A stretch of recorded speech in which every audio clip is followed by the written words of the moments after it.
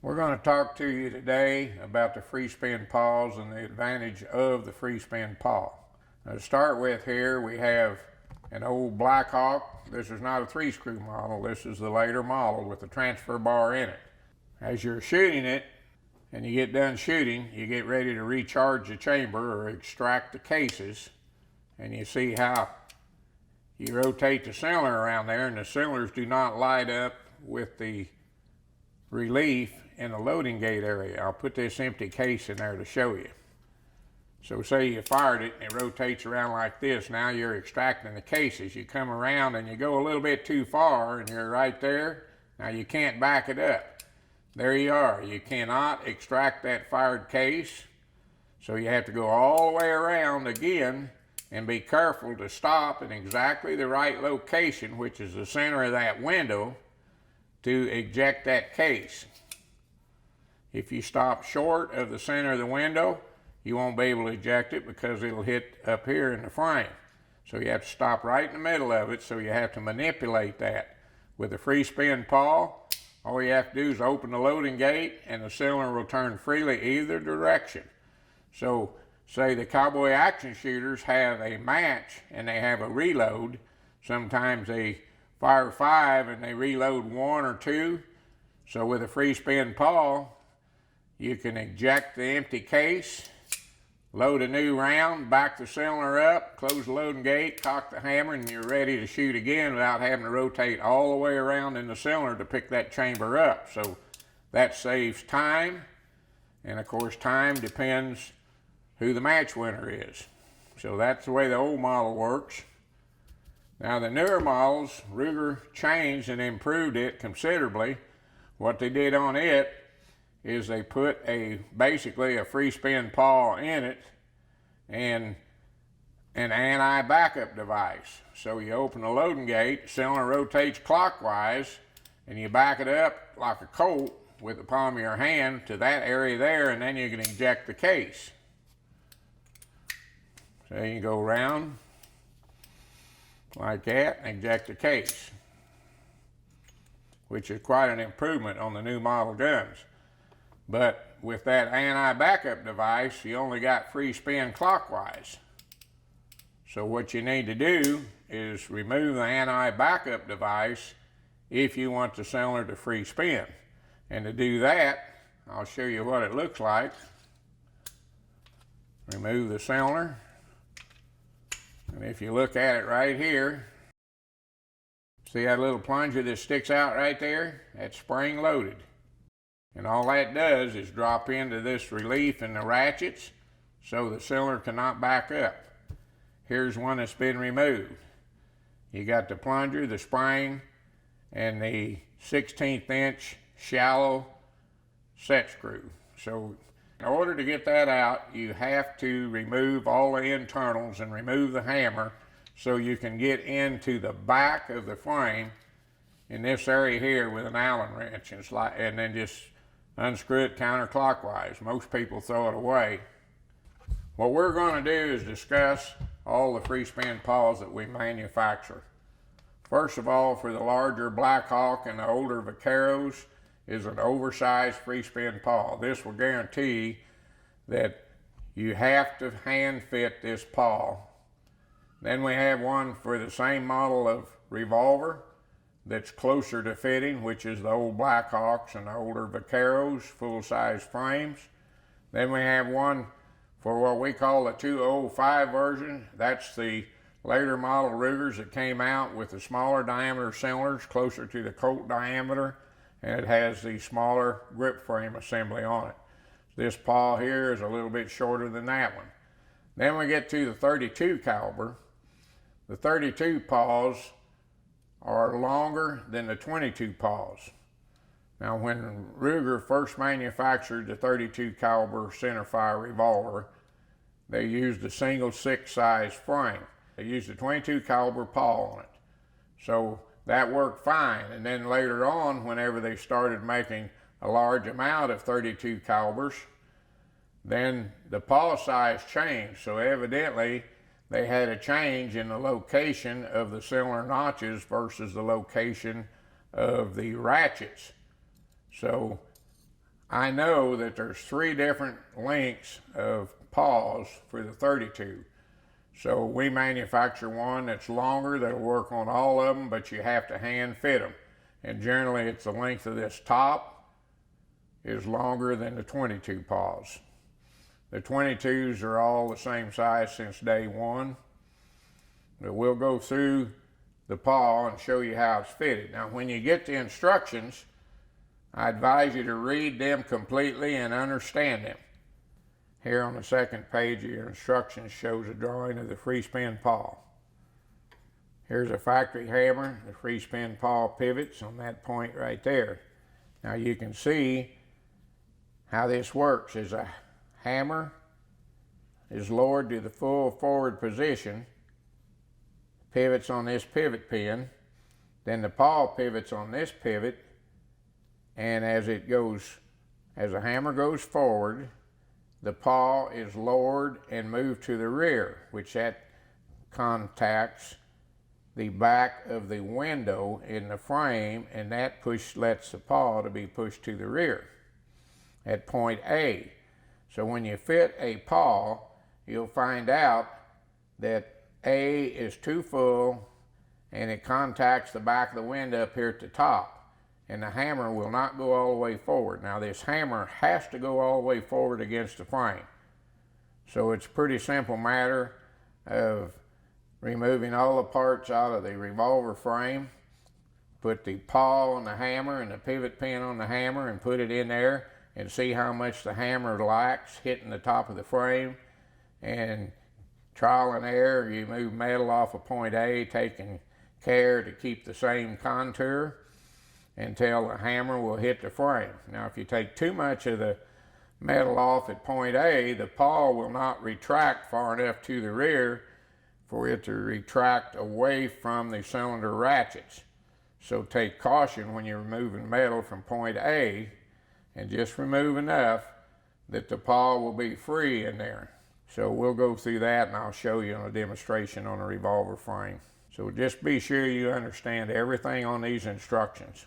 What we're going to do is strip the revolver completely down, all the action parts out of the receiver or the frame of it, and we remove the hammer and the paw.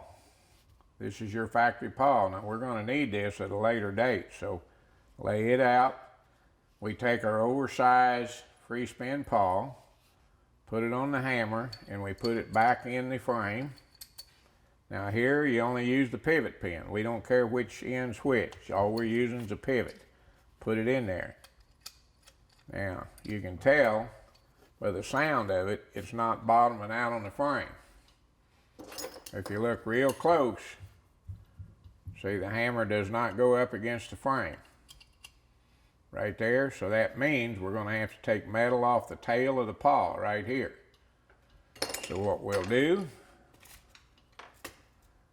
is remove the paw from the hammer, and we'll put it in another vise.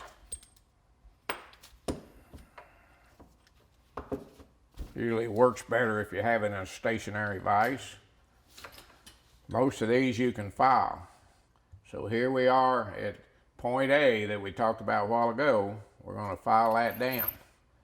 And a good file will generally just barely file this. Now we had quite a little bit to take off. Now there's no way of knowing exactly, but you can measure it. So you always measure it the same way each time. And a dial vernier, put it in the jaws and support all of the back of the paw in the jaws. Now see, that measure 261. So we can try that. Now we know we got 261. So we put the free spin paw back on the hammer. Put the hammer back in the frame. Get the pivot pin in it. Take another look at it. It's a whole lot closer, but it still needs some more. All right, have to do it over. Trial and error. Around that corner just a little bit at the last part. We check this. 252.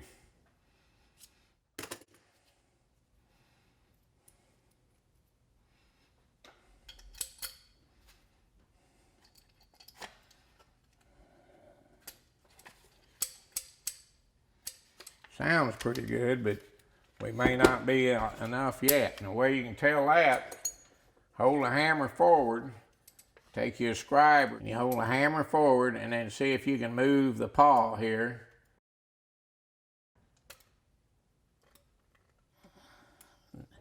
See, if I hold the hammer real tight, I can't move the pawl. Well, it's real close. See, I hold it tight, the pawl won't move. So what we do is take a little bit more off.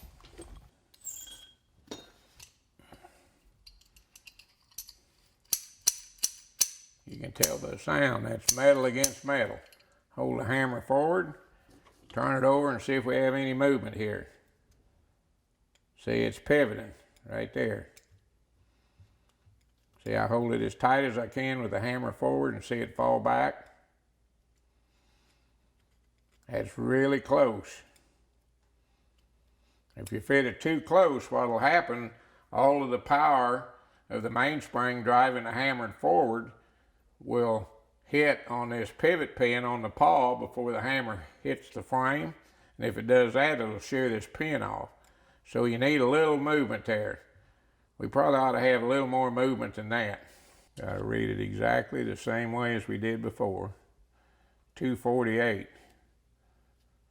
I don't want it just a little bit more, just so it's free. Sounds a little sharper. Okay, see it move, so we're good. We got freedom there. Now what I also do is I sometimes put the spring in here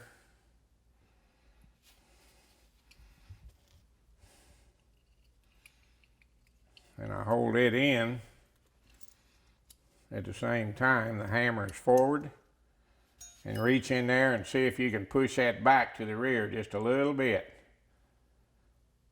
I'm holding everything forward, hammer forward, and see it moves just a little bit to the rear. So that means I have freedom in there and it's not going to shear the pivot pin off. So that takes care of that part of it. Now, the next thing we do, remember we talked about this hand, so we keep the factory hand. All right, what we're going to do here, here's our free spin pawl. And by the way, hand is for Smith & Wesson and pawl is the same thing, but that's what Ruger called it. So it's actually a pawl, not a hand, but it does the same thing. So we measure this closest we can measure it from the bottom of the pivot pin to the high arc right there.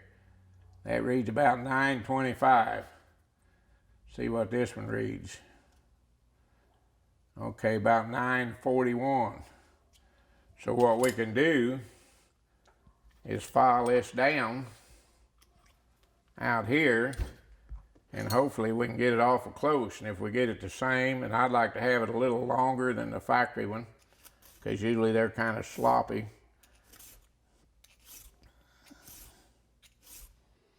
Well, that's about it. Right there, that's 926. All right, we can probably put this in the revolver and it'll probably work. So let's try that. We have the revolver reassembled with the new free spin pawl in it. And if you'll look, this area right here, this is a recoil shield area. When the hammer's all the way forward, the pawl is retracted back out of the ratchet, so we know it's going to work. Open the loading gate.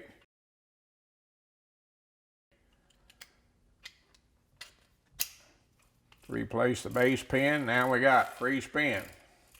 Now the other thing we have to check is timing. So we pull the hammer back, it won't stay cocked.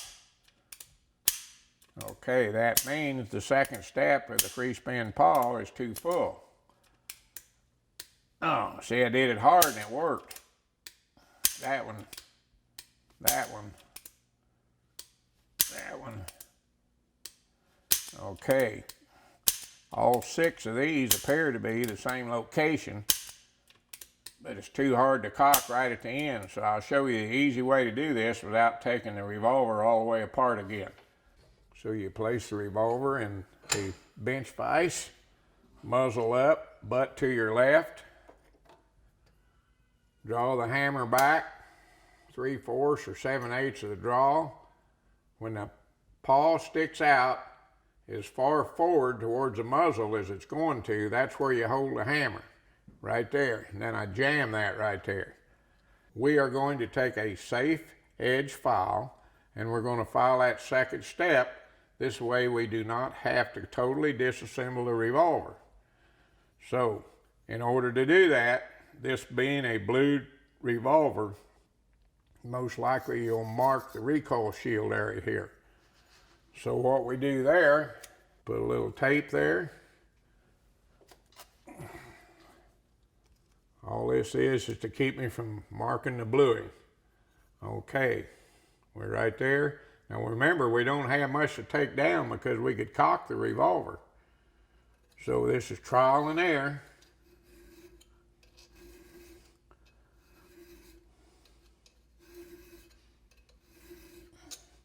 Let's try it right there.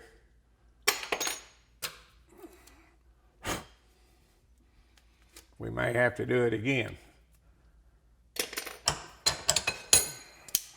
All right. We'll put the cylinder in the revolver. Base pin in the cylinder. Look at that. Whoop, and there, maybe that was me. Cock's the same. I gotta do a little bit more. Place it in the vise, the butt to the left. Put my tape back on it.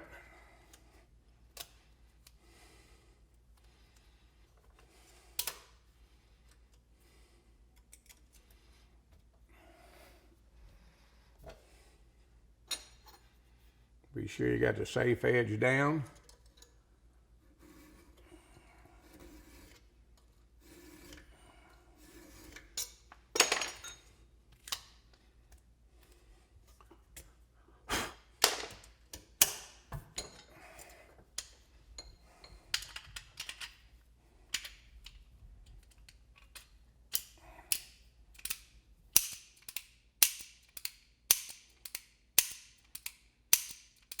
Feels exactly the same when you cock it on all 6 chambers. Free spin pawl. That's the way they're fitted. Once you get the hang of it, it's real simple and easy to do. If you follow the instructions, you shouldn't have any problem.